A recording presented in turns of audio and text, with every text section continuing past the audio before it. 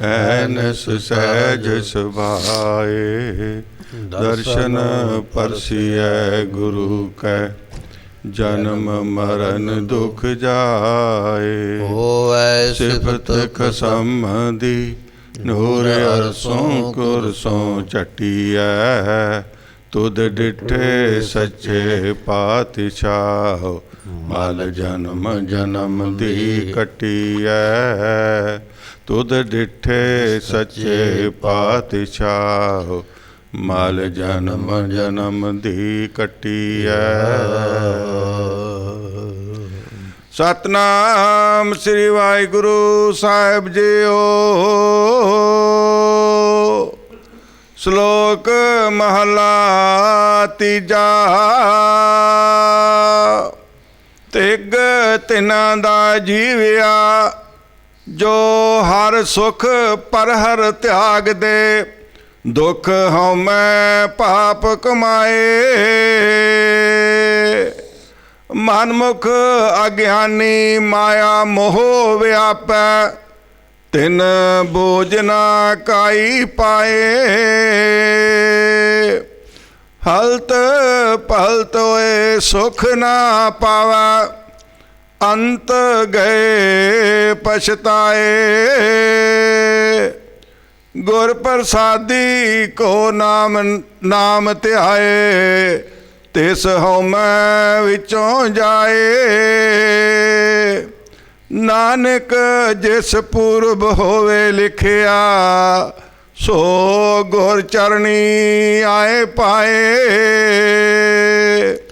ਤਿਗ ਤਿਨਾਂ ਦਾ ਜੀਵਿਆ ਜੋ ਹਰ ਸੁਖ ਪਰ ਹਰ ਤਿਆਗ ਦੇ। ਦੁਖ ਹਉਮੈ ਪਾਪ ਕਮਾਏ। ਵਾਹਿਗੁਰੂ ਜੀ ਕਾ ਖਾਲਸਾ ਵਾਹਿਗੁਰੂ ਜੀ ਕੀ ਫਤਿਹ। ਜੁਗੋ ਜੁਗ ਅਟਲ ਗਰੀਬ ਨਵਾਜ ਸਤਿਗੁਰੂ ਗੁਰੂ ਗ੍ਰੰਥ ਸਾਹਿਬ ਜੀਆਂ ਦੀ ਪਵਿੱਤਰ ਪਾਵਨ ਹਜ਼ੂਰੀ ਅੰਦਰ ਜੁੜ ਮਿਲ ਕਰਕੇ ਬੈਠੀ ਹੋਈ ਗੁਰੂ ਪਿਆਰੀ ਗੁਰੂ ਸਵਾਰੀ ਖਾਲਸਾ ਸਾਧ ਸੰਗਤ ਜੀਓ। ਆਪ ਸੰਗਤ ਨੇ ਅੰਮ੍ਰਿਤ ਗੁਰਬਾਣੀ ਦੇ ਕੀਰਤਨ ਦੀਆਂ ਦਾਤਾਂ ਸਰਵਣ ਕੀਤੀਆਂ। ਆਪਣੇ ਅੰਮ੍ਰਿਤ ਵੇਲੇ ਨੂੰ ਸਫਲਾ ਬਣਾਇਆ ਹੈ। ਇਸ ਵੇਲੇ ਲੜੀਵਾਰ ਗੁਰਬਾਣੀ ਦੀ ਕਥਾ ਗੁਰੂ ਗ੍ਰੰਥ ਸਾਹਿਬ ਪਾਤਸ਼ਾਹ ਜੀਆਂ ਦੇ ਵਿੱਚੋਂ 511 ਅੰਗ ਦੇ ਉੱਪਰ ਅੱਜ ਦਾ ਇਹ ਜੋ ਸ਼ਬਦ ਹੈ ਸਾਨੂੰ ਪ੍ਰਾਪਤ ਹੋ ਰਿਹਾ। ਆਓ ਕੁਝ ਸਮੇਂ ਵਾਸਤੇ ਮਨ ਬਿਰਤੀ ਨੂੰ ਟਿਕਾਈਏ, ਧਿਆਨ ਨੂੰ ਟਿਕਾਈਏ। ਸਤਿਗੁਰੂ ਕੀ ਫਰਮਾ ਰਹੇ ਨੇ, ਸਾਡਾ ਜੀਵਨ ਕਿਸ ਤਰ੍ਹਾਂ ਦਾ ਹੋਣਾ ਚਾਹੀਦਾ, ਮਨਮੁਖ ਦੀਆਂ ਕੀ ਨਿਸ਼ਾਨੀਆਂ ਹਨ, ਗੁਰਮੁਖ ਦੀਆਂ ਕੀ ਨਿਸ਼ਾਨੀਆਂ ਨੇ, ਮਨਮੁਖ ਕੀ ਚਾਹੁੰਦਾ ਜਾਂ ਕੀ ਕਰਦਾ ਹੈ, ਗੁਰਮੁਖ ਕੀ ਚਾਹੁੰਦੇ ਤੇ ਕੀ ਕਰਦੇ ਨੇ। ਇਸ ਸ਼ਬਦ ਦੇ ਵਿੱਚ ਮਹਾਰਾਜ ਜੀ ਸਾਨੂੰ ਸਮਝਾਉਣਗੇ। ਆਓ ਸਰਵਣ ਕਰੀਏ, ਮਿਲ ਕੇ ਆਖੀਏ ਸਤਨਾਮ ਸ੍ਰੀ ਵਾਹਿਗੁਰੂ ਸਾਹਿਬ ਜੀ। ਸਤਨਾਮ ਸ੍ਰੀ ਵਾਹਿਗੁਰੂ ਸਾਹਿਬ ਜੀਓ। ਸ਼ਲੋਕ ਮਹਲਾ ਤੀਜਾ। ਤਿਗ ਤਿਨਾਂ ਦਾ ਜੀਵਿਆ ਜੋ ਹਰ ਸੁਖ ਪਰ ਹਰ ਤਿਆਗ ਦੇ। ਦੁਖ ਹਉਮੈ ਪਾਪ ਕਮਾਏ। ਇਹ ਜੋ ਸ਼ਬਦ ਅਸੀਂ ਸਰਵਣ ਕਰ ਰਹੇ ਹਾਂ, ਇਹ ਸ਼ਲੋਕ ਗੁਰੂ ਅਮਰਦਾਸ ਪਾਤਸ਼ਾਹ ਨੇ ਉਚਾਰਿਆ। ਗੁਰੂ ਨਾਨਕ ਸਾਹਿਬ ਦੇ ਬਾਅਦ ਵਿੱਚ ਗੁਰੂ ਅੰਗਦ ਸਾਹਿਬ ਹੋਏ ਨੇ ਔਰ ਗੁਰੂ ਅੰਗਦ ਸਾਹਿਬ ਤੋਂ ਮਗਰੋਂ ਗੁਰੂ ਅਮਰਦਾਸ ਪਾਤਸ਼ਾਹ ਗੁਰਤਾ ਗੱਦੀ 'ਤੇ ਬੈਠੇ। ਇਹਨਾਂ ਨੂੰ ਤੀਜੇ ਗੁਰੂ ਆਖਿਆ ਜਾਂਦਾ ਹੈ। ਗੋਇੰਦਵਾਲ ਦੀ ਧਰਤੀ 'ਤੇ ਇਹਨਾਂ ਨੇ ਨਿਵਾਸ ਰੱਖਿਆ। ਆਪਣਾ ਜ਼ਿੰਦਗੀ ਦਾ ਗੁਰਤਾ ਗੱਦੀ ਪ੍ਰਾਪਤ ਹੋਣ ਤੋਂ ਬਾਅਦ ਵਿੱਚ ਬਹੁਤਾ ਸਮਾਂ ਗੋਇੰਦਵਾਲ ਵਿੱਚ ਹੀ ਬਤੀਤ ਕੀਤਾ। ਉੱਥੇ ਹੀ ਮਹਾਰਾਜ ਜੀਆਂ ਨੇ ਆਪਣੇ 5 ਭੌਤਿਕ ਸਰੀਰ ਨੂੰ ਤਿਆਗਿਆ ਹੈ। ਗੁਰਤਾ ਗੱਦੀ ਦੀ ਦਾਤ ਇਹਨਾਂ ਨੂੰ ਖਡੂਰ ਸਾਹਿਬ ਤੋਂ ਪ੍ਰਾਪਤ ਹੋਈ ਸੀ। ਗੁਰੂ ਅੰਗਦ ਸਾਹਿਬ ਮਹਾਰਾਜ ਜੀਆਂ ਦੇ ਕੋਲੋਂ ਸਤਿਗੁਰੂ ਜੀ ਉਪਦੇਸ਼ ਇਹ ਦੇ ਰਹੇ ਨੇ, ਕਹਿਣ ਲੱਗੇ ਧ੍ਰਿਗ ਤਿਨਾ ਕਾ ਜੀਵਿਆ। ਧ੍ਰਿਗ, ਜੇ ਅਸੀਂ ਧ੍ਰਿਗ ਦੀ ਵਿਚਾਰ ਕਰੀਏ, ਧ੍ਰਿਗ ਕਿਹਨੂੰ ਕਹਿੰਦੇ ਨੇ, ਪਹਿਲਾਂ ਇਹ ਸਾਨੂੰ ਸਮਝਣਾ ਪਵੇਗਾ। ਜਦੋਂ ਕੋਈ ਬੰਦਾ, ਕੋਈ ਬੱਚਾ, ਕੋਈ ਅਣਜਾਣ ਗਲਤੀ ਕਰਦਾ ਹੈ, ਉਹਦੀ ਗਲਤੀ ਵੱਲ ਵੇਖ ਕੇ, ਉਹਦੇ ਗਲਤ ਕੰਮ ਦੇ ਵੱਲ ਵੇਖ ਕੇ ਉਹਨੂੰ ਕਿਹਾ ਜਾਂਦਾ ਹੈ ਫਿੱਟੇ ਮੂੰਹ ਤੇਰੇ ਕੰਮ ਕਰਨ ਦੇ। ਅਤੇ ਜਦੋਂ ਉਸ ਫਿੱਟੇ ਮੂੰਹ ਵਾਲੇ ਸ਼ਬਦ ਨੂੰ 1000 ਵਾਰੀ ਆਖਿਆ ਜਾਏ, ਫਿਰ ਉਹਦਾ ਇੱਕ ਲਾਹਨਤ ਬਣ ਜਾਂਦੀ ਹੈ। ਫਿਰ ਆਪਾਂ ਆਖ ਦਿੰਦੇ ਲਾਹਨਤ ਹੈ ਤੇਰੇ ਜਨਮ ਨੂੰ, ਲਾਹਨਤ ਹੈ ਤੇਰੇ ਕੰਮ ਨੂੰ। ਜੇ ਉਹ ਲਾਹਨਤਾਂ ਵੀ 1000 ਵਾਰ ਦਿੱਤੀਆਂ ਜਾਣ ਤੇ ਫਿਰ ਇੱਕ ਧ੍ਰਿਗ ਬਣ ਜਾਂਦੀ ਹੈ। 1000 ਵਾਰ ਕਿਸੇ ਨੂੰ ਲਾਹਨਤ ਪਾ ਦੇਣੀ, ਇੱਕ ਵਾਰ ਹੀ ਧ੍ਰਿਗਾਕਾਰ ਕਹਿ ਦੇਣਾ ਬਰਾਬਰ ਹੈ।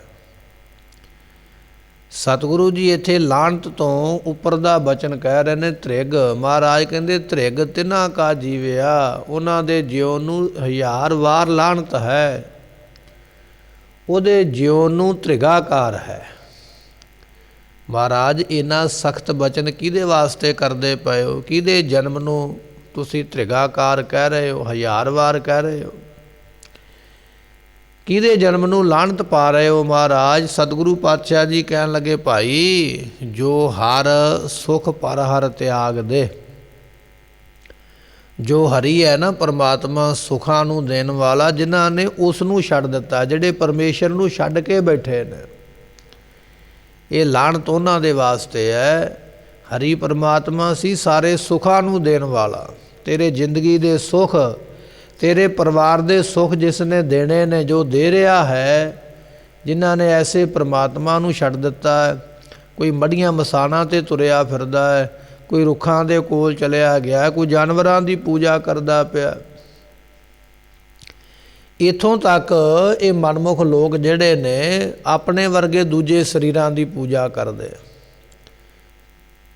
ਪਾਤਸ਼ਾਹ ਜੀ ਬਖਸ਼ਿਸ਼ ਕਰਦੇ, ਕਹਿਣ ਲੱਗੇ ਭਾਈ ਜਿਨ੍ਹਾਂ ਨੇ ਸੁੱਖ ਸਰੂਪ ਹਰੀ ਨੂੰ ਤਿਆਗਿਆ, ਛੱਡ ਦਿੱਤਾ, ਉਹਨਾਂ ਦੇ ਜੀਵਨ ਨੂੰ ਧ੍ਰਿਗਾਕਾਰ ਹੈ। 1000 ਵਾਰ ਲਾਹਨਤ ਹੈ ਉਹਦੇ ਜੀਵਨ ਨੂੰ, ਜਿਹਨੇ ਪਰਮਾਤਮਾ ਨੂੰ ਯਾਦ ਕਰਨਾ ਛੱਡਿਆ ਹੈ।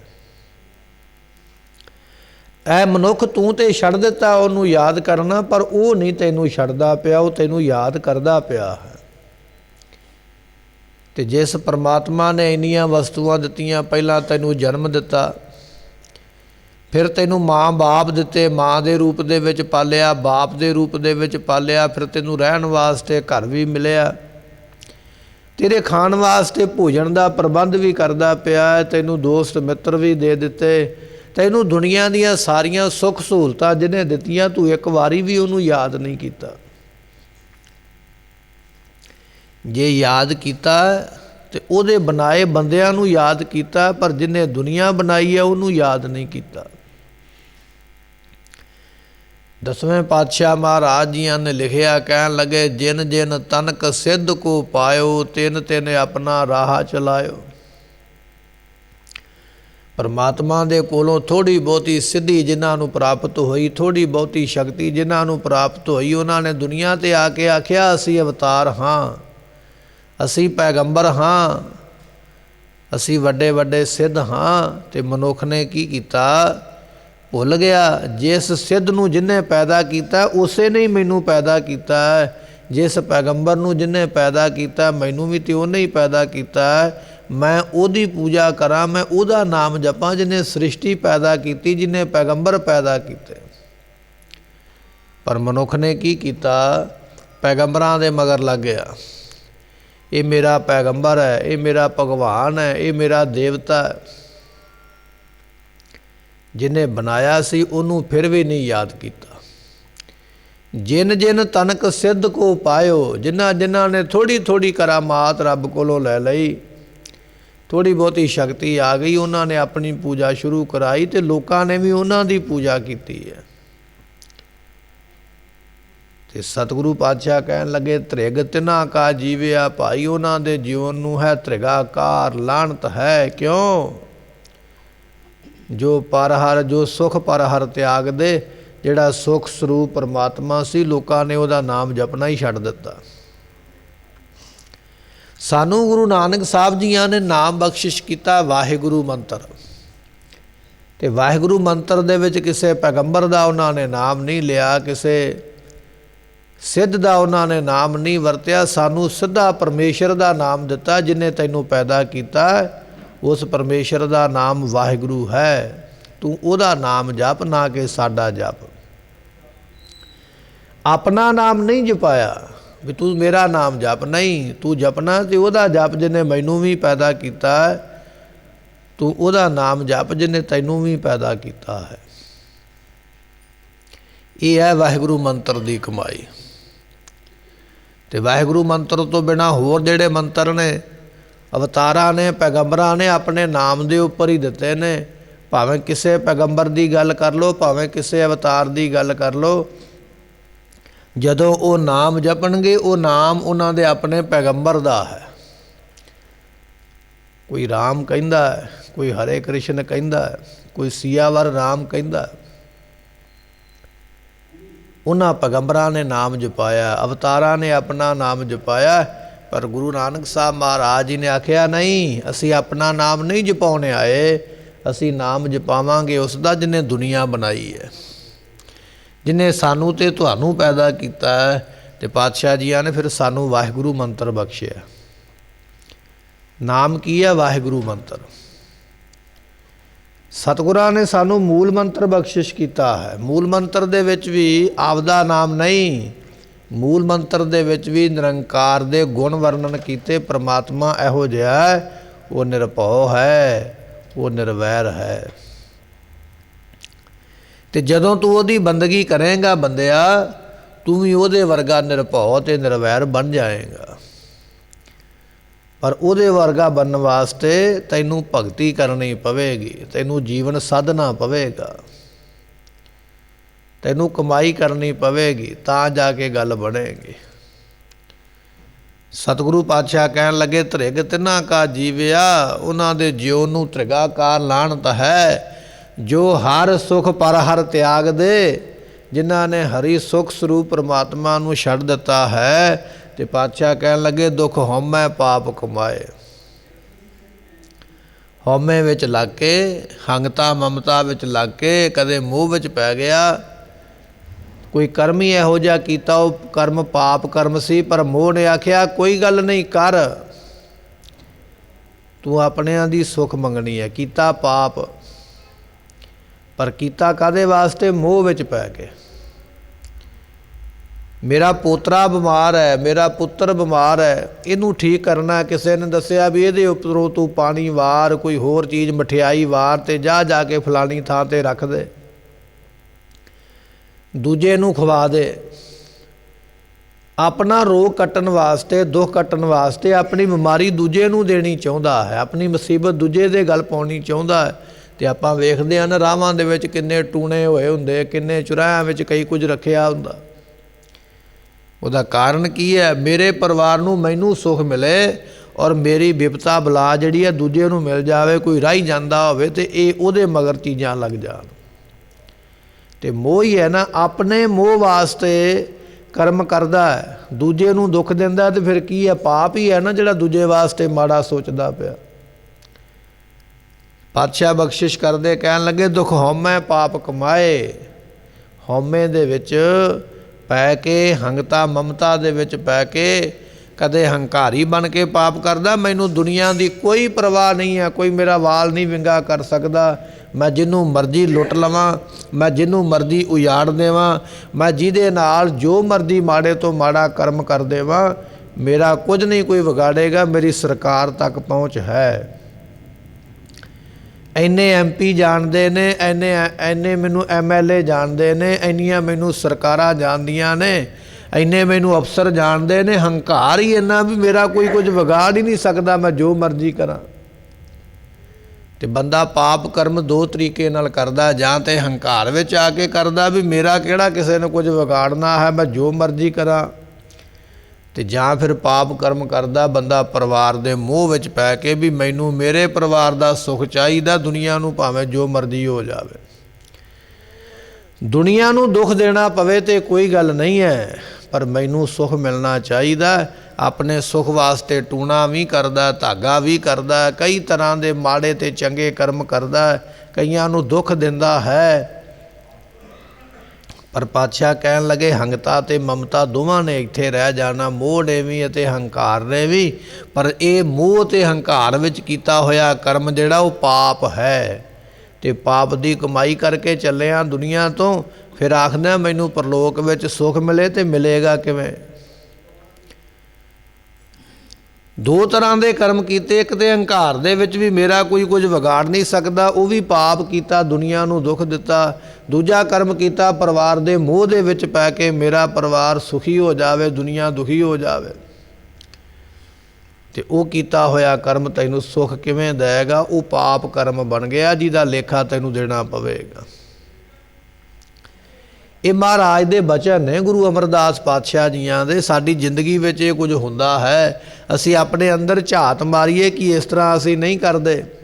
ਆਪਣੇ ਸੁੱਖ ਵਾਸਤੇ, ਆਪਣੇ ਪਰਿਵਾਰ ਦੇ ਸੁੱਖ ਵਾਸਤੇ ਸਾਨੂੰ ਦੂਜਿਆਂ ਦੇ ਅੱਗੇ ਭਾਵੇਂ ਕੰਡੇ ਬੀਜਣੇ ਪੈਣ, ਭਾਵੇਂ ਦੂਜੇ ਦਾ ਨੁਕਸਾਨ ਕਰਨਾ ਪਵੇ, ਅਸੀਂ ਜ਼ਰੂਰ ਕਰਾਂਗੇ, ਕਿਉਂਕਿ ਅਸੀਂ ਆਪਣਿਆਂ ਦੀ ਜਾਂ ਆਪਣੀ ਸੁੱਖ ਚਾਹੁੰਦੇ ਹਾਂ। ਕਾਹਦੇ ਵਾਸਤੇ? ਮੋਹ ਵਿੱਚ ਪੈ ਕੇ। ਜੇ ਕੁੱਤੇ ਨੂੰ ਰੋਟੀ ਵੀ ਪਾ ਦਿੱਤੀ ਹੈ ਨਾ ਦਰਵਾਜ਼ੇ 'ਤੇ ਆਏ ਨੂੰ, ਤੇ ਉਹ ਵੀ ਸਾਡੇ ਮਨ ਵਿੱਚ ਇੱਛਾ ਹੈ ਵੀ ਮੈਂ ਇਹਨੂੰ ਰੋਟੀ ਪਾਈ ਹੈ ਤੇ ਮੈਨੂੰ ਫਲਾਣਾ ਦੁੱਖ ਨਾ ਪ੍ਰਾਪਤ ਹੋਵੇ। ਤੇ ਜਾਂ ਅਸੀਂ ਹਉਮੈ ਦੇ ਵਿੱਚ ਕਰਮ ਕਰਦੇ ਹਾਂ, ਮੈਂ ਜੋ ਮਰਜ਼ੀ ਕਰਾਂ ਮੇਰਾ ਕੁਝ ਕਰ ਨਹੀਂ ਸਕਦਾ। ਸਤਿਗੁਰੂ ਪਾਤਸ਼ਾਹ ਕਹਿਣ ਲੱਗੇ ਭਾਈ ਇਹ ਜਿਹੜੇ ਹਉਮੈ ਵਿੱਚ ਕੀਤੇ ਕਰਮ ਨੇ ਉਹ ਪਾਪ ਕਰਮ ਨੇ, ਤੇ ਉਹ ਕਮਾਉਂਦਾ ਪਿਆ। ਇਹਨਾਂ ਪਾਪ ਕਰਮਾਂ ਨੇ ਤੇਰੇ ਵਾਸਤੇ ਦੁੱਖ ਬਣ ਕੇ ਅੱਗੇ ਆਉਣਾ ਹੈ। ਜੇ ਵੇਹੇ ਕਰਮ ਕਮਾਉਂਦਾ ਤੇ ਵੇਹੇ ਫਲ ਤੇ, ਜਿਹੋ ਜਿਹਾ ਕਰਮ ਕਰਦਾ ਪਿਆ ਉਹੋ ਜਿਹਾ ਤੇਰੇ ਅੱਗੇ ਫਲਨੇ ਨੇ, ਤੇਰੇ ਅੱਗੇ ਆ ਕੇ ਖੜੇ ਹੋਣੇ ਨੇ।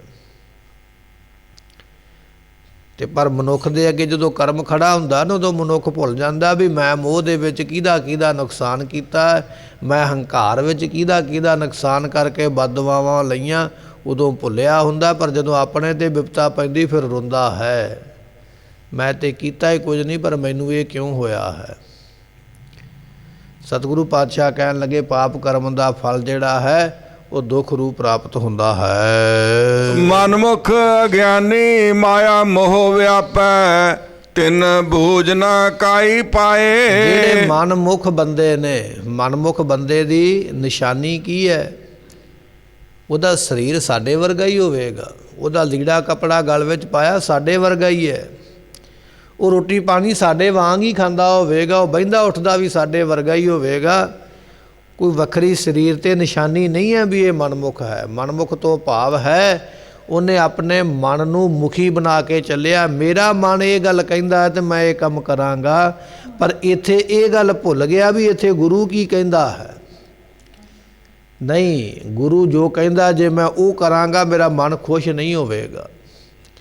ਮੇਰਾ ਮਨ ਉਦੋਂ ਖੁਸ਼ ਹੋਵੇਗਾ ਜਦੋਂ ਮੇਰਾ ਮਨ ਕਹਿੰਦਾ ਮੈਂ ਉਹ ਕਰਾਂਗਾ। ਉਹਨੂੰ ਕਿਹਾ ਜਾਂਦਾ ਮਨ ਮੁਖ, ਆਪਣੇ ਮਨ ਦੇ ਮਗਰ ਚੱਲਣ ਵਾਲਾ, ਆਪਣੇ ਮਨ ਨੂੰ ਮੁੱਖ ਰੱਖ ਕੇ ਤੁਰਨ ਵਾਲਾ, ਵੀ ਜੋ ਮੇਰਾ ਮਨ ਕਹਿੰਦਾ ਮੈਂ ਕਰਾਂਗਾ। ਤੇ ਪਾਤਸ਼ਾਹ ਕਹਿਣ ਲੱਗੇ ਮਨਮੁਖ ਅਗਿਆਨੀ ਮਾਇਆ ਮੋਹ ਵਿਆਪੇ। ਉਹ ਮਨਮੁਖ ਬੰਦਾ ਜਿਹੜਾ ਅਗਿਆਨੀ ਹੈ ਉਹਨੂੰ ਤੇ ਗਿਆਨ ਹੀ ਕੋਈ ਨਹੀਂ। ਗਿਆਨ ਤੇ ਗੁਰੂ ਕੋਲੋਂ ਮਿਲਣਾ ਸੀ, ਤੇ ਗੁਰੂ ਕੋਲੋਂ ਗਿਆਨ ਤਾਂ ਮਿਲਣਾ ਜੇ ਗੁਰੂ ਨੂੰ ਮੁੱਖ ਰੱਖ ਕੇ ਚੱਲੇਗਾ। ਮੁੱਖ ਤੇ ਆਪਣੇ ਮਨ ਨੂੰ ਰੱਖ ਕੇ ਚੱਲਿਆ ਤੇ ਗਿਆਨ ਕਿੱਥੋਂ ਮਿਲੇ? ਬਲਕਿ ਇਹ ਤੇ ਐਸਾ ਮਨਮੁਖ ਹੈ ਤੇ ਗੁਰੂ ਨੂੰ ਸਮਝਾਉਣ ਲੱਗ ਪੈਂਦਾ ਵੀ ਇਹ ਕੰਮ ਠੀਕ ਨਹੀਂ ਕੀਤਾ, ਇਹ ਕੰਮ ਇਸ ਤਰ੍ਹਾਂ ਕਰਨਾ ਚਾਹੀਦਾ ਸੀ, ਇਹ ਕੰਮ ਇਸ ਤਰ੍ਹਾਂ ਕਰਨਾ ਚਾਹੀਦਾ ਸੀ। ਅੱਜ ਵੀ ਦੁਨੀਆ ਵਿੱਚ ਐਸੇ ਲੋਕ ਹੈ ਨਾ ਜਿਹੜੇ ਕਹਿੰਦੇ ਵੀ ਮਹਾਰਾਜ ਨੇ ਆਹ ਕੰਮ ਇਸ ਤਰ੍ਹਾਂ ਨਹੀਂ, ਇਸ ਤਰ੍ਹਾਂ ਕਰਦੇ ਤੇ ਫਿਰ ਇਸ ਤਰ੍ਹਾਂ ਹੋ ਜਾਂਦਾ।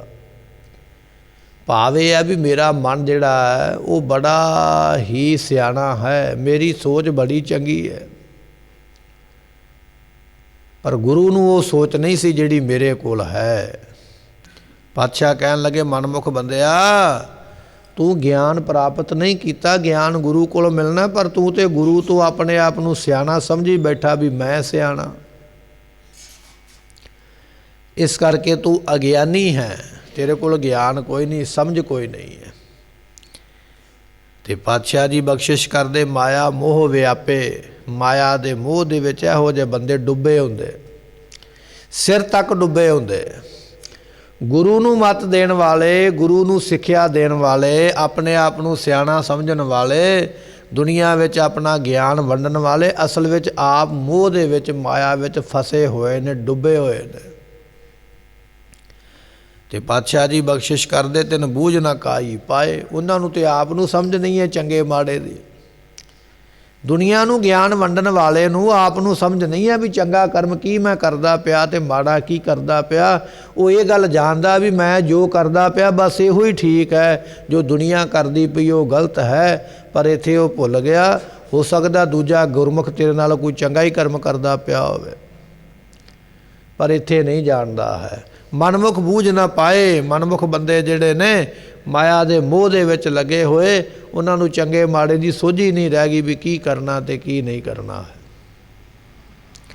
ਮਾਇਆ ਵਿੱਚ ਇੰਨੇ ਡੁੱਬ ਗਏ, ਆਪਣੇ ਕੋਲ ਭਾਵੇਂ ਲੱਖਾਂ ਕਰੋੜਾਂ ਤੇ ਅਰਬਾਂ ਦੇ ਵਿੱਚ ਧਨ ਪਿਆ ਹੋਇਆ, ਪਰ ਕਹਿਣ ਲੱਗੇ ਦੂਜੇ ਦੀ ਜੇਬ ਦੇ ਵਿੱਚ ਨਹੀਂ ਰਹਿਣਾ ਚਾਹੀਦਾ। ਸਾਰੀ ਦੁਨੀਆ ਮੇਰੀ ਗੁਲਾਮ ਹੋਣੀ ਚਾਹੀਦੀ ਹੈ। ਕਾਰੂ ਬਾਦਸ਼ਾਹ ਨੇ ਕੀ ਆਖਿਆ ਸੀ? ਕਹਿਣ ਲੱਗਾ ਕਿਸੇ ਦੀ ਜੇਬ ਦੇ ਵਿੱਚ ਆਨਾ ਨਹੀਂ ਰਹਿਣਾ ਚਾਹੀਦਾ, ਸਾਰੀ ਦੁਨੀਆ ਦੀ ਮਾਇਆ ਕੱਢ ਕੇ ਮੇਰੇ ਖਜ਼ਾਨੇ ਵਿੱਚ ਪਾ ਦਿਓ। ਤੇ ਜਦੋਂ ਕਾਰੂ ਬਾਦਸ਼ਾਹ ਨੂੰ ਪਤਾ ਲੱਗਾ ਨਾ ਵੀ ਮੁਰਦਿਆਂ ਦੇ ਮੂੰਹ ਦੇ ਵਿੱਚ ਵੀ ਚਾਂਦੀ ਦੇ ਸਿੱਕੇ ਨੇ ਜਿਹੜੇ ਕਬਰਾਂ ਵਿੱਚ ਦੱਬੇ ਹੋਏ ਨੇ, ਕਹਿਣ ਲੱਗਾ ਵੀ ਕਬਰਾਂ ਪੱਟ ਦਿਓ ਤੇ ਪੱਟ ਕੇ ਮੁਰਦਿਆਂ ਦੇ ਮੂੰਹ ਦੇ ਵਿੱਚੋਂ ਸਿੱਕੇ ਕੱਢੋ ਤੇ ਮੇਰੇ ਖਜ਼ਾਨੇ ਵਿੱਚ ਜਮ੍ਹਾਂ ਕਰਾਓ। ਮੈਂ ਕਿਸੇ ਕੋਲ ਪੈਸਾ ਰਹਿ ਨਹੀਂ ਦੇਣਾ, ਮੈਂ ਦੁਨੀਆ ਨੂੰ ਗੁਲਾਮ ਬਣਾਉਣਾ, ਨੌਕਰ ਬਣਾਉਣਾ। ਤੇ ਅੱਜ ਦੇ ਰਾਜੇ ਕੀ ਕਰਦੇ ਪਏ? ਅੱਜ ਦੀਆਂ ਸਰਕਾਰਾਂ ਕੀ ਕਰਦੀਆਂ ਪਈਆਂ? ਇਹੋ ਕੁਝ ਹੀ ਕਰਦੀਆਂ ਪਈਆਂ। ਨਵੇਂ ਨਵੇਂ ਕਾਨੂੰਨ ਲਿਆਂਦੇ ਜਾਂਦੇ, ਦੁਨੀਆ ਨੂੰ, ਆਪਣੀ ਪ੍ਰਜਾ ਨੂੰ ਗੁਲਾਮ ਬਣਾਉਣ ਦਾ ਯਤਨ ਕੀਤਾ ਜਾਂਦਾ। ਤੇ ਪਾਤਸ਼ਾਹ ਕਹਿਣ ਲੱਗੇ ਰਿਹਾ ਤੇ ਕਾਰੂ ਵੀ ਨਹੀਂ ਤੇ ਰਹਿਣਾ ਤੇ ਇਹਨਾਂ ਨੇ ਵੀ ਨਹੀਂ ਹੈ। ਪਰ ਮਾਇਆ ਦਾ ਮੋਹ ਹੀ ਇੰਨਾ ਪੈ ਗਿਆ, ਸਰਕਾਰਾਂ ਵੀ ਉਹਨਾਂ ਵਪਾਰੀਆਂ ਦੇ ਹੱਥੋਂ ਵਿਕ ਗਈਆਂ ਜਿਹੜੇ ਆਪ ਮਾਇਆ ਵਿੱਚ ਡੁੱਬੇ ਹੋਏ ਨੇ। ਅਰਬਾਂ ਖਰਬਾਂ ਦੀ ਜਾਇਦਾਦ ਪਹਿਲਾਂ ਹੀ ਕੋਲ ਹੈ, ਪਰ ਰੱਜ ਕੋਈ ਨਹੀਂ ਹੈ, ਟਿਕਾ ਕੋਈ ਨਹੀਂ ਹੈ। ਉਹਨਾਂ ਦੀ ਮਾਇਆ ਦੇ ਆਸਰੇ ਸਰਕਾਰ ਚੱਲਦੀ ਹੈ ਤੇ ਸਰਕਾਰ ਉਹਨਾਂ ਦਾ ਹੁਕਮ ਮੰਨਦੀ ਹੈ। ਮਹਾਰਾਜ ਕਹਿਣ ਲੱਗੇ ਭਾਈ ਮਾਇਆ ਮੋਹ ਵਿਆਪੇ। ਮਾਇਆ ਦੇ ਮੋਹ ਵਿੱਚ ਇਹੋ ਜਿਹੇ ਲੱਗੇ ਨੇ, ਤਿੰਨ ਬੂਝ ਨਾ ਕਾਈ ਪਾਏ। ਉਹਨਾਂ ਨੂੰ ਸਮਝ ਹੀ ਨਹੀਂ ਪੈ ਰਹੀ ਵੀ ਚੰਗਾ ਕੀ ਕਰਦੇ ਪਏ, ਮਾੜਾ ਕੀ ਹੋ ਰਿਹਾ। ਇੱਥੋਂ ਤੱਕ ਤੇ ਮੱਤ ਜਾਂਦੀ ਨਹੀਂ ਹੈ। ਹਲਤ ਪਲਤ ਹੋਏ ਸੁਖ ਨਾ ਪਾਵੈ, ਅੰਤ ਗਏ ਪਛਤਾਏ। ਮਹਾਰਾਜ ਫਿਰ ਕੀ ਹੋਵੇਗਾ? ਸਤਿਗੁਰੂ ਪਾਤਸ਼ਾਹ ਕਹਿੰਦੇ ਹਲਤ ਨਾਮ ਇਸ ਲੋਕ ਦਾ ਹੈ ਜਿੱਥੇ ਆਪਾਂ ਜਨਮ ਲੈ ਕੇ ਆਏ ਹਾਂ, ਤੇ ਪਲਤ ਕਿਹਾ ਜਾਂਦਾ ਜਿੱਥੇ ਸਰੀਰ ਛੱਡ ਕੇ ਸਾਡੀ ਆਤਮਾ ਨੇ ਜਾਣਾ ਹੈ। ਤੇ ਪਾਤਸ਼ਾਹ ਕਹਿਣ ਲੱਗੇ ਹਲਤ ਪਲਤ ਸੁਖ ਨਾ ਪਾਇਨ। ਇਹੋ ਜਿਹੇ ਬੰਦੇ ਮੋਹ ਦੇ ਵਿੱਚ ਪੈ ਕੇ ਦੁਨੀਆ ਨੂੰ ਗੁਲਾਮ ਕਰਨ ਦੀ ਸੋਚ ਰੱਖਣ ਵਾਲੇ, ਦੁਨੀਆ ਨੂੰ ਦੁੱਖ ਦੇਣ ਵਾਲੇ ਜਿਹੜੇ ਨੇ, ਇਸ ਲੋਕ ਦੇ ਵਿੱਚ ਵੀ ਸੁਖੀ ਨਹੀਂ ਹੋਣਗੇ ਤੇ ਪਰਲੋਕ ਦੇ ਵਿੱਚ ਵੀ ਸੁਖ ਨਹੀਂ ਮਿਲੇਗਾ। ਉਹਨਾਂ ਦੇ ਹਿਰਦੇ ਹੀ ਇੰਨੇ ਪੱਥਰ ਹੋ ਗਏ ਨੇ, ਦੁਨੀਆ ਦੀ ਦੁੱਖ ਦੀ ਪਰਵਾਹ ਨਹੀਂ ਹੈ। ਨਾਮ ਜਪਣ ਵਾਲੇ ਦਾ ਹਿਰਦਾ ਇੰਨਾ ਕੋਮਲ ਹੋ ਜਾਂਦਾ ਹੈ, ਜੇ ਇੱਕ ਵੀ ਕਿਸੇ ਦੇ ਮਨ ਨੂੰ ਠੇਸ ਪਹੁੰਚਦੀ ਹੈ ਤੇ ਉਹ ਮਾफ़ੀ ਮੰਗਦਾ ਵੀ ਤੇਰੇ ਮਨ ਨੂੰ ਮੈਂ ਦੁਖਾਇਆ, ਮੈਨੂੰ ਮਾफ़ ਕਰ ਦੇ। ਕੋਈ ਬਦਵਾ ਨਾ ਮੈਨੂੰ ਦੇਵੀਂ, ਕੋਈ ਬਦ ਸੀਸ ਨਾ ਮੈਨੂੰ ਦੇ ਦੇਵੀਂ, ਕਿਉਂਕਿ ਆਪਣਾ ਹਿਰਦਾ ਇੰਨਾ ਕੋਮਲ ਹੋ ਗਿਆ। ਬਾਣੀ ਪੜ੍ਹ ਕੇ ਸਿਮਰਨ ਕਰਕੇ ਉਹਨੂੰ ਭੈ ਹੈ ਕਿ ਦੂਜੇ ਦੇ ਹਿਰਦੇ ਵਿੱਚੋਂ ਨਿਕਲਿਆ ਬਚਨ ਜਿਹੜਾ ਕਿਤੇ ਦੁੱਖ ਨਾ ਆ ਜਾਵੇ। ਹਿਆਓ ਨਾ ਕੇਹੀ ਠਾਹੇ। ਬਾਬਾ ਫਰੀਦ ਸਾਹਿਬ ਨੇ ਤਾਂ ਹੀ ਬਚਨ ਲਿਖਿਆ, ਬੰਦਿਆ ਕਿਸੇ ਦੇ ਮਨ ਦੇ ਵਿੱਚੋਂ ਬਦਦੁਆ ਨਾ ਲਿਆ ਕਰ। ਪਰ ਇਹ ਗੱਲ ਉਹਨਾਂ ਦੀ ਹੈ ਜਿਨ੍ਹਾਂ ਦੇ ਹਿਰਦੇ ਕੋਮਲ ਨੇ ਨਾਮ ਜਪ ਕੇ। ਜਿਹੜੇ ਪੱਥਰ ਹਿਰਦੇ ਨੇ, ਪਾਪੀ ਲੋਕ ਨੇ, ਉਹਨਾਂ ਨੂੰ ਭਾਵੇਂ ਸਾਰੀ ਦੁਨੀਆ ਬਦਦੁਆ ਦਈ ਜਾਵੇ, ਕਹਿੰਦੇ ਫਿਕਰ ਹੀ ਕੋਈ ਨਹੀਂ ਹੈ। ਮਹਾਰਾਜ ਕਹਿਣ ਲੱਗੇ ਉਹਨਾਂ ਦੇ ਹਲਤ ਪਲਤ ਸੁਖ ਨਾ ਪਾਇਨ। ਹਲਤ ਲੋਕ ਤੇ ਪਰਲੋਕ ਦੇ ਵਿੱਚ ਉਹ ਕਦੇ ਸੁਖ ਨਹੀਂ ਪਾਉਂਦੇ ਜਿਹੜੇ ਬਦਦੁਆਵਾਂ ਲੈਂਦੇ, ਬਦ ਸੀਸਾ ਲੈਂਦੇ। ਅੰਤ ਗਏ ਪਛਤਾਏ। ਜਦੋਂ ਜਨਮ ਨੂੰ ਇੱਥੋਂ ਭੋਗ ਕੇ ਜਾਣਗੇ ਨਾ, ਮਰਨਗੇ ਨਾ ਦੁਨੀਆ ਤੋਂ, ਤੇ ਪਛਤਾਉਂਦੇ ਹੀ ਜਾਣਗੇ, ਪਛਤਾਤਾਪ ਕਰਦੇ ਜਾਣਗੇ। ਐਸੀ ਹਾਲਤ ਬਣਦੀ ਹੈ। ਗੁਰ ਪ੍ਰਸਾਦੀ ਕੋ ਨਾਮ ਧਿਆਏ, ਤਿਸ ਹਉਮੈ ਵਿੱਚੋਂ ਜਾਏ। ਸਤਿਗੁਰਾਂ ਨੂੰ ਪੁੱਛਿਆ, ਮਹਾਰਾਜ ਨਾਮ ਕਿਵੇਂ ਜਪਿਆ ਜਾਂਦਾ ਹੈ? ਮਨਮੁਖ ਦੇ ਬਾਰੇ ਤੇ ਬੜੇ ਕਰੜੇ ਸ਼ਬਦ ਕਹਿ ਦਿੱਤੇ ਨੇ, ਨਾਮ ਜਪਿਆ ਕਿਵੇਂ ਜਾਂਦਾ ਹੈ? ਪਾਤਸ਼ਾਹ ਕਹਿੰਦੇ ਗੁਰ ਪ੍ਰਸਾਦੀ ਨਾਮ ਧਿਆਏ। ਗੁਰੂ ਕਿਰਪਾ ਕਰੇ ਨਾਮ ਤਾਂ ਜਪਿਆ ਜਾਂਦਾ, ਉੱਦਾਂ ਜਪਿਆ ਨਹੀਂ ਜਾਂਦਾ। ਜਦੋਂ ਜਪਜੀ ਸਾਹਿਬ ਦਾ ਪਾਠ ਕਰਦਾ ਨਾ ਉੱਠ ਕੇ, 5 ਬਾਣੀਆਂ ਪੜ੍ਹਦਾ ਨਾ ਉੱਠ ਕੇ, ਸੁਖਮਨੀ ਸਾਹਿਬ ਦਾ ਪਾਠ ਕਰਦਾ, ਕਈ ਵਾਰ ਬੰਦਾ ਕਹਿ ਦਿੰਦਾ ਮੈਂ ਪਾਠ ਕੀਤਾ ਹੈ। ਸਤਿਗੁਰੂ ਕਹਿੰਦੇ ਇਹ ਆਖਿਆ ਕਰ ਵੀ ਮੇਰੇ ਗੁਰੂ ਨੇ ਮੇਰੇ ਕੋਲੋਂ ਪਾਠ ਕਰਵਾਇਆ ਹੈ, ਕਿਉਂਕਿ ਉਹਦੇ ਬਿਨਾਂ ਹੋ ਨਹੀਂ ਸਕਦਾ। ਮੈਂ ਉੱਠ ਕੇ ਅੰਮ੍ਰਿਤ ਵੇਲਾ ਸਾਂਭਿਆ, ਮੈਂ ਨਾਮ ਜਪਿਆ ਨਹੀਂ। ਤੂੰ ਅੰਮ੍ਰਿਤ ਵੇਲੇ ਨਹੀਂ ਉੱਠਿਆ, ਤੂੰ ਨਾਮ ਨਹੀਂ ਜਪਿਆ, ਤੈਨੂੰ ਉਠਾਇਆ ਗਿਆ, ਤੈਨੂੰ ਨਾਮ ਜਪਾਇਆ ਗਿਆ ਤਾਂ ਤੂੰ ਜਪਿਆ। ਪਾਤਸ਼ਾਹ ਦਾ ਬਚਨ ਹੈ ਗੁਰ ਪ੍ਰਸਾਦੀ ਕੋ ਨਾਮ ਧਿਆਏ। ਗੁਰੂ ਕਿਰਪਾ ਕਰੇ, ਕੋਈ ਵਿਰਲਾ ਹੀ ਨਾਮ ਜਪਦਾ, ਕਿਸੇ ਵਿਰਲੇ ਤੇ ਕਿਰਪਾ ਹੁੰਦੀ ਹੈ। ਜਿਹੜਾ ਨਾਮ ਜਪਦਾ ਪਿਆ ਸਮਝ ਲਓ ਵੀ ਇਹਦੇ ਤੇ ਗੁਰੂ ਪ੍ਰਸੰਨ ਹੈ, ਇਹਦੇ ਤੇ ਗੁਰੂ ਖੁਸ਼ ਹੈ, ਜਿਹੜਾ ਇਹਨੂੰ ਅੰਮ੍ਰਿਤ ਵੇਲਾ ਉਸਨੇ ਬਖਸ਼ਿਆ ਹੈ। ਨਾਮ ਦੀਆਂ ਦਾਤਾਂ ਬਖਸ਼ਿਸ਼ ਕੀਤੀਆਂ ਤੇ ਸਹੌਮੈ ਵਿੱਚੋਂ ਜਾਏ। ਜਿਹੜਾ ਗੁਰੂ ਦੇ ਹੁਕਮ ਦੇ ਵਿੱਚ ਰਹਿ ਕੇ ਨਾਮ ਜਪੇਗਾ, ਉਹਦੇ ਮਨ ਦੀ ਹਉਮੈ ਚਲੇ ਜਾਂਦੀ, ਹੰਕਾਰ ਚਲੇ ਜਾਂਦਾ, ਮਾਣ ਚਲੇ ਜਾਂਦਾ, ਨਿਮਰਤਾ ਆ ਜਾਂਦੀ ਹੈ।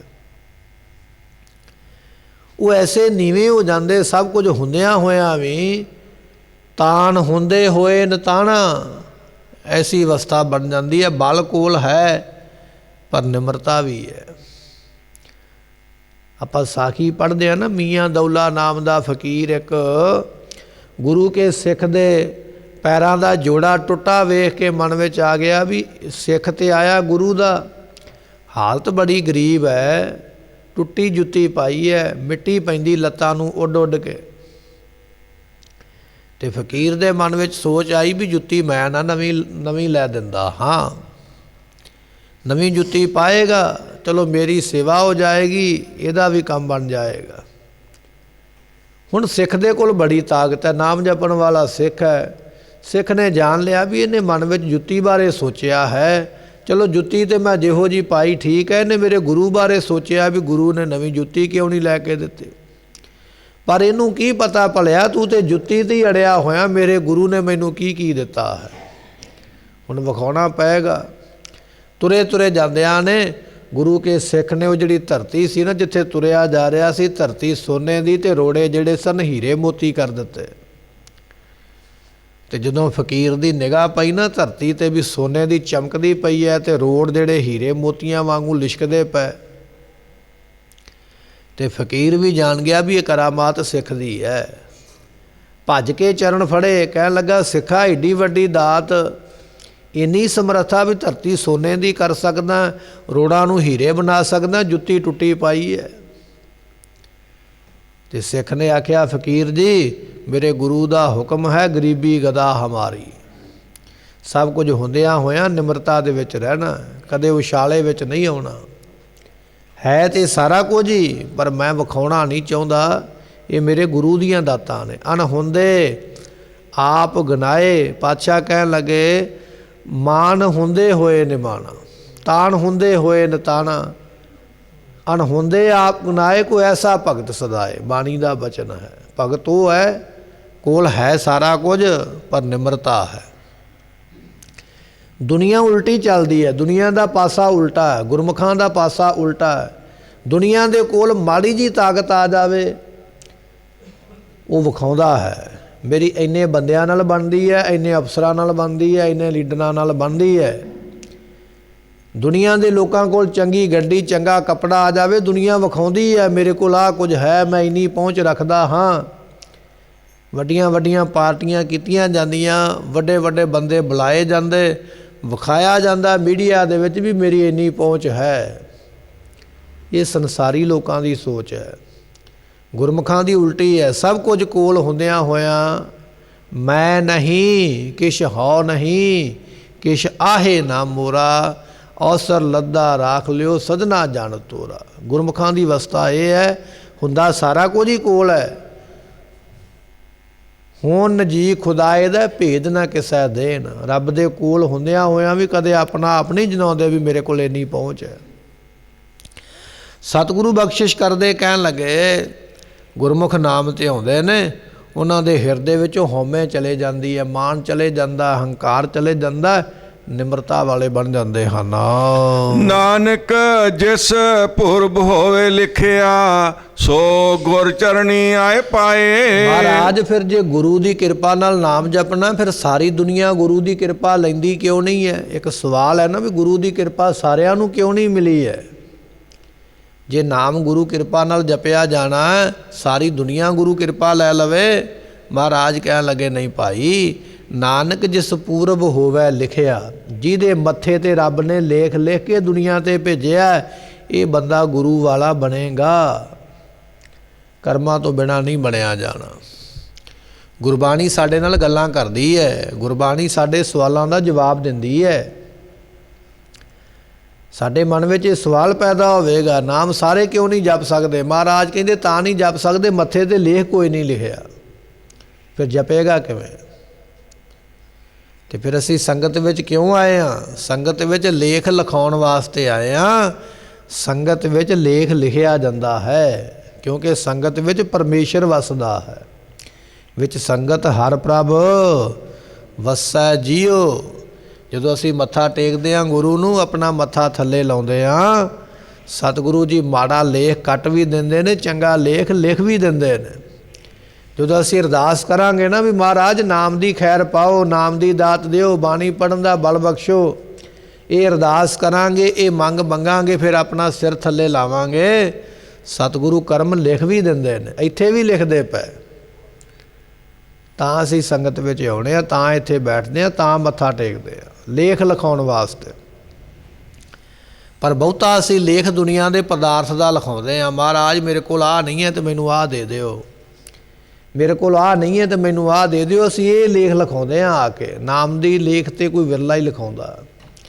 ਸਤਿਗੁਰੂ ਪਾਤਸ਼ਾਹ ਕਹਿਣ ਲੱਗੇ, ਨਾਨਕ ਜਿਸ ਪੂਰਬ ਹੋਵੇ ਲਿਖਿਆ, ਜਿਹਦੇ ਪੂਰਬਲੇ ਜਨਮਾਂ ਵਿੱਚ ਕੋਈ ਚੰਗਾ ਕਰਮ ਕੀਤਾ, ਉਹ ਰੱਬ ਤੋਂ ਦਰਗਾਹ ਤੋਂ ਫਿਰ ਲਿਖਾ ਕੇ ਲਿਆਉਂਦਾ ਨਾਮ ਦੀਆਂ ਦਾਤਾਂ, ਤੇ ਫਿਰ ਗੁਰਚਰਨੀ ਆਏ ਪਾਏ। ਇਹੋ ਜਿਹਾ ਨੂੰ ਫਿਰ ਗੁਰੂ ਦੇ ਚਰਨਾਂ ਦੀ ਦਾਤ ਪ੍ਰਾਪਤ ਹੁੰਦੀ ਹੈ, ਉਹ ਗੁਰੂ ਚਰਨਾਂ ਵਿੱਚ ਆਉਂਦਾ ਹੈ। ਮਹਲਾ ਤੀਜਾ। ਮਨਮੁਖ ਹੁੰਦਾ ਕੌਲ ਹੈ, ਨਾ ਤਿਸ ਭਗਤ ਨਾ ਨਾਓ। ਮਨਮੁਖ ਬੰਦਾ ਜਿਹੜਾ ਹੈ, ਉਹਦਾ ਹਿਰਦਾ ਕਮਲ ਉਲਟਾ ਹੈ। ਉਲਟਾ ਭਾਂਡਾ ਹੈ ਨਾ, ਮੂਧਾ ਭਾਂਡਾ। ਉਲਟੇ ਭਾਂਡੇ ਵਿੱਚ ਚੀਜ਼ ਕੋਈ ਨਹੀਂ ਪਵੇਗੀ, ਜੇ ਪਾਓਗੇ ਡੁੱਲ ਜਾਏਗੀ। ਮਨਮੁਖ ਦਾ ਹਿਰਦਾ ਹੀ ਉਲਟਾ ਮੂਧਾ ਹੋਇਆ ਪਿਆ, ਉਹਦੇ ਵਿੱਚ ਨਾਮ ਪਵੇਗਾ ਕਿੱਥੋਂ? ਦਾਤ ਪਾਉਣ ਵਾਸਤੇ, ਵਸਤੂ ਪਾਉਣ ਵਾਸਤੇ ਪਹਿਲਾਂ ਭਾਂਡਾ ਖਾਲੀ ਕਰਨਾ ਪਵੇਗਾ, ਫਿਰ ਉਹਦੇ ਵਿੱਚ ਚੀਜ਼ ਪੈਂਦੀ ਹੈ। ਨਾਮ ਦੀ ਖੈਰ ਲੈਣੀ ਹੈ, ਪਹਿਲਾਂ ਹਿਰਦਾ ਤੇ ਸਿੱਧਾ ਕਰ, ਪਹਿਲਾਂ ਮਨ ਤੇ ਸਿੱਧਾ ਕਰ, ਜਿਹਦੇ ਵਿੱਚ ਚੀਜ਼ ਪਵਾਉਣੀ ਹੈ। ਮਨ ਤੇ ਤੇਰਾ ਉਲਟਾ ਮੂਧਾ ਹੋਇਆ, ਦਾਤ ਪਵੇ ਕਿੱਥੋਂ? ਮਨਮੁਖ ਊਂਧਾ ਕੌਲ ਹੈ। ਮਨਮੁਖ ਬੰਦੇ ਦਾ ਹਿਰਦਾ ਉਲਟਾ ਭਾਂਡਾ ਹੈ, ਉਹਦੇ ਵਿੱਚ ਨਾਮ ਦੀ ਖੈਰ ਤਾਂ ਕਰਕੇ ਪੈਂਦੀ ਨਹੀਂ ਹੈ। ਨਾ ਤਿਸ ਭਗਤ ਨਾ ਨਾਓ, ਨਾ ਉਹ ਭਗਤੀ ਕਰ ਸਕਦਾ, ਨਾ ਉਹ ਨਾਮ ਜਪ ਸਕਦਾ ਹੈ। ਸ਼ਕਤੀ ਅੰਦਰ ਵਰਤਦਾ, ਕੂੜ ਤਿਸਕਾ ਹੈ ਉਪਾਓ। ਮਹਾਰਾਜ ਕਹਿਣ ਲੱਗੇ, ਸ਼ਕਤੀ ਨਾਮ ਮਾਇਆ ਦਾ ਹੈ। ਮਨਮੁਖ ਬੰਦੇ ਦੀ ਹਰ ਵੇਲੇ ਮਾਇਆ ਵਿੱਚ ਹੀ ਬਿਰਤੀ ਹੁੰਦੀ ਹੈ, ਇੱਧਰੋਂ ਆ ਜਾਵੇ, ਇੱਧਰੋਂ ਆ ਜਾਵੇ, ਉਹਦੀ ਬਿਰਤੀ ਮਾਇਆ ਵਿੱਚ ਹੈ। ਤੇ ਪਾਤਸ਼ਾਹ ਕਹਿਣ ਲੱਗੇ, ਇਸ ਕਰਕੇ ਕੂੜ ਤਿਸਕਾ ਹੈ ਉਪਾਓ। ਜੇ ਉਹ ਯਤਨ ਵੀ ਕਰਦਾ ਤੇ ਉਹਦਾ ਯਤਨ ਵੀ ਝੂਠਾ ਹੀ ਹੈ। ਜੇ ਯਤਨ ਕੀਤਾ ਉਹ ਵੀ ਮਾਇਆ ਵਾਸਤੇ ਕੀਤਾ ਹੈ। ਤਿਸਕਾ ਅੰਤ ਅੰਦਰ ਚਿੱਤ ਨਾ ਭਿਜਈ, ਮੁਖ ਫੀਕਾ ਲਾਓ। ਉਹਨਾਂ ਮਨਮੁਖ ਬੰਦਿਆਂ ਦੇ ਚਿੱਤ ਭਿੱਜਦੇ ਨਹੀਂ। ਮਨਮੁਖ ਬੰਦੇ ਨੂੰ ਕਹੀਏ ਨਾ ਵੀ ਚੱਲ ਤੈਨੂੰ ਗੁਰਮੁਖਾਂ ਦੀ ਸੰਗਤ ਵਿੱਚ ਲੈ ਕੇ ਜਾਵਾਂ, ਚੱਲ ਤੈਨੂੰ ਗੁਰੂ ਦੀ ਸੰਗਤ ਵਿੱਚ ਲੈ ਕੇ ਜਾਵਾਂ, ਤੇ ਉਹਨਾਂ ਨੇ ਇੱਥੇ ਆ ਵੀ ਜਾਣਗੇ ਪਰ ਜੀ ਨਹੀਂ ਲੱਗੇਗਾ। ਕਦੇ ਇੱਧਰ ਨੂੰ ਵਿੰਗੇ ਹੋ ਗਿਆ, ਉੱਧਰ ਨੂੰ ਟੇਢੇ ਹੋ ਗਿਆ, ਬਾਹਰ ਨੂੰ ਵੇਖ ਲਿਆ, ਘੜੀ ਨੂੰ ਵੇਖ ਲਿਆ, ਤੇ ਫਿਰ ਜਦੋਂ ਜੀ ਨਾ ਲੱਗਾ ਤੇ ਉੱਠ ਕੇ ਚੱਲ ਹੀ ਪੈ। ਨਹੀਂ, ਮੈਂ ਬਾਹਰ ਜਾ ਕੇ ਖੜਨਾ, ਤੂੰ ਉੱਥੇ ਆ ਜਾਈ, ਮੇਰਾ ਜੀ ਨਹੀਂ ਲੱਗਦਾ ਸੰਗਤ ਵਿੱਚ, ਚੰਗੇ ਪੁਰਸ਼ਾਂ ਦੇ ਵਿੱਚ। ਪਾਤਸ਼ਾਹ ਕਹਿਣ ਲੱਗੇ, ਮੁਖ ਫੀਕਾ ਲਾਓ। ਉਹ ਫਿੱਕੇ ਬਚਨ ਬੋਲਦੇ, ਐਸੀ ਉਹਨਾਂ ਦੀ ਹਾਲਤ ਹੈ। ਓਏ ਧਰਮ ਰਲਾਏ ਨਾ ਰਲਨ, ਉਹ ਨਾ ਅੰਦਰ ਕੂੜ ਉਹ ਸੁਆਓ। ਧਰਮੀ ਬੰਦਿਆਂ ਦੇ ਵਿੱਚ ਰਲਾਇਆ ਕਦੇ ਰਲਦੇ ਨਹੀਂ, ਕਿਉਂਕਿ ਉਹਨਾਂ ਦੇ ਹਿਰਦੇ ਵਿੱਚ ਸੁਭਾਅ ਜਿਹੜਾ ਪ੍ਰਯੋਜਨ ਉਹ ਝੂਠ ਦਾ ਹੀ ਹੈ। ਝੂਠ ਦੀ ਖੱਟੀ ਉਹਨਾਂ ਨੇ ਖਾਣੀ ਹੈ। ਨਾਨਕ ਕਰਤੇ ਬੰਤ ਬਣਾਏ, ਮਨਮੁਖ ਕੂੜ ਬੋਲ ਬੋਲ ਡੁੱਬੈ, ਗੁਰਮੁਖ ਤਰੇ ਜਪ ਹਰ ਨਾਉ। ਇਹ ਕਰਤੇ ਅਕਾਲ ਪੁਰਖ ਨੇ ਸ੍ਰਿਸ਼ਟੀ ਸਾਜੀ ਹੈ। ਮਨਮੁਖ ਝੂਠ ਬੋਲ ਬੋਲ ਕੇ ਸੰਸਾਰ ਵਿੱਚ ਡੁੱਬ ਗਏ, ਗੁਰਮੁਖ ਨਾਮ ਜਪ ਕੇ ਤਰ ਜਾਂਦੇ ਹਨ। ਪੌੜੀ ਬਿਨ ਬੂਝੇ ਵੱਡਾ ਫੇਰ ਪਿਆ, ਫਿਰ ਆਵੇ ਜਾਈ। ਭਾਈ ਜਿਨ੍ਹਾਂ ਨੇ ਨਾਮ ਨਹੀਂ ਨਾ ਜਪਿਆ ਉਹਨਾਂ ਨੂੰ ਵੱਡਾ ਚੱਕਰ ਪਵੇਗਾ। ਵੱਡਾ ਚੱਕਰ ਕਿਹੜਾ? ਸਭ ਤੋਂ ਵੱਡਾ ਚੱਕਰ ਹੈ 84 ਲੱਖ ਜੂਨਾਂ ਦਾ। 84 ਲੱਖ ਜੂਨਾਂ ਦੇ ਚੱਕਰ ਵਿੱਚ ਉਹ ਪੈਂਦੇ ਹਨ। ਸਤਿਗੁਰ ਕੀ ਸੇਵਾ ਨਾ ਕੀਤੀਆਂ, ਅੰਤ ਗਿਆ ਪਛਤਾਈ। ਜਿਨ੍ਹਾਂ ਨੇ ਗੁਰੂ ਦੀ ਸੇਵਾ ਨਹੀਂ ਕੀਤੀ ਉਹ ਪਛਤਾਉਂਦੇ ਹੋਏ ਅੰਤ ਨੂੰ ਚਲੇ ਜਾਂਦੇ ਹਨ। ਆਪਣੀ ਕਿਰਪਾ ਕਰੇ, ਗੁਰ ਪਾਈਏ ਵਿੱਚੋਂ ਆਪ ਗਵਾਈ। ਜਿਨ੍ਹਾਂ ਉੱਪਰ ਆਪਣੀ ਕਿਰਪਾ ਕਰਦਾ ਗੁਰੂ ਪਾ ਕੇ ਹਉਮੈ ਨੂੰ ਖਤਮ ਕਰ ਲੈਂਦੇ ਹਨ। ਤ੍ਰਿਸ਼ਨਾ ਭੁੱਖ ਵਿੱਚੋਂ ਉਤਰੇ, ਸੁਖ ਵਸੇ ਮਨ ਆਈ। ਤ੍ਰਿਸ਼ਨਾ ਦੀ ਭੁੱਖ ਲੈ ਜਾਂਦੀ ਹੈ, ਸੁਖ ਸਰੂਪ ਪ੍ਰਮਾਤਮਾ ਦਾ ਨਾਮ ਹਿਰਦੇ ਵਿੱਚ ਵਸ ਜਾਂਦਾ ਹੈ। ਸਦਾ ਸਦਾ ਸਲਾਹੀਏ, ਹਿਰਦੇ ਲਿਵ ਲਾਈ। ਇਸ ਕਰਕੇ ਉਸ ਪ੍ਰਮਾਤਮਾ ਨੂੰ ਸਦਾ ਸਦਾ ਸਲਾਈਏ। ਕਿਵੇਂ ਸਲਾਈਏ? ਲਿਵ ਲਾ ਕੇ, ਧਿਆਨ ਜੋੜ ਕੇ ਉਹਦੀ ਸਿਫਤ ਕਰੀਏ, ਜੀਵਨ ਸਫਲਾ ਹੋਵੇ। ਸਮੇਂ ਦੀ ਸਮਾਪਤੀ, ਭੁੱਲਾਂ ਦੀ ਮੁਆਫੀ ਦਿਓ ਸੱਜਣਾ ਸੀਸੜੀਆਂ, ਜੋ ਹੋਵੇ ਸਾਹਿਬ ਸਿਓ ਮੇਲ। ਤ੍ਰਿਸ਼ਨਾ ਭੁੱਖ ਵਿੱਚੋਂ ਉਤਰੇ, ਸੁਖ ਵਸੇ ਮਨ ਆਈ।